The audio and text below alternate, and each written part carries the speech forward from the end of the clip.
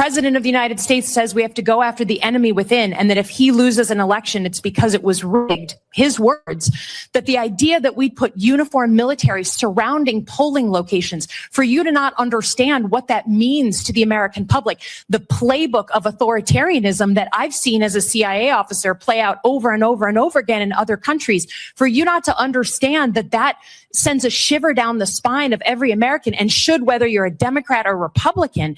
That's why there's a trust deficit, is because there are some circumstances in which you would use the military in the middle of our democracy like that. And I continue to believe it's not our uniformed military that have a problem. It's the leaders who are directing them and these missions. To your knowledge, Mr. Young, has the president issued any illegal orders, or have illegal orders been followed in the course of the National Guard deployments to our southern border and our cities?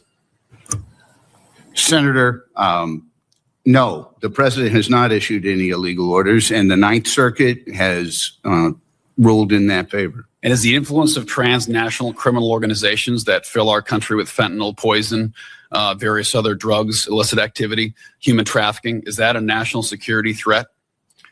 Yes, sir, it is. And as I said, I think we are responding to that very well in cooperation with the Department of Homeland Security.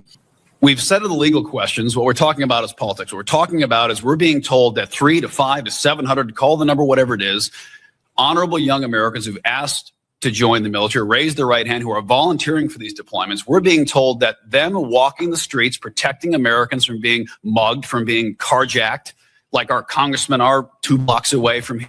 Like one of my staffers was clubbed over the head a few months ago in the ICU, woke up, stripped of all valuables. Apparently, these guardsmen on our street are a greater threat to this nation than the tens of millions of illegal immigrants that were welcomed to this country in the Biden administration. The Biden administration selectively opened our border. It was a choice. They made the choice to do that. It wasn't an accident. It was a decision that they made. And the Venezuelan boat drivers who want to bring poison to this country, they made a choice to get in that boat and drive it here.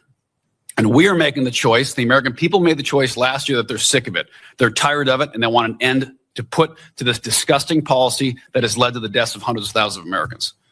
So I think it's an absolute disgrace that we are impugning the integrity of our people in uniform, the integrity of this administration, and the will of the American people to live safely on their own streets. The Constitution says life, liberty, and the pursuit of happiness. The American people have a right to expect their government will protect them from being murdered in the street. So 70,000 Americans-ish a year are dying from fentanyl-related overdoses, are being trafficked, are being murdered and thrown under bridges by illegal immigrants and the criminal organizations related to those. That sounds like a pretty big emergency. You and I went to war for 20 plus years when 5,000 Americans were killed on and around 9/11. The number's much higher now, as they've unfortunately died from mesothelioma and other sicknesses related to what happened on 9/11. Our first responders and more. I think we're almost 7,000 now, as those cancers have taken many lives. So I'm sick and tired of the constitutional lawyers shooting out of the rafters every day when we are doing exactly what the American people asked us to do. If a legal order is given by the Supreme Court that this is wrong, I can promise you the administration will follow it. I hope they do, and I would expect them to.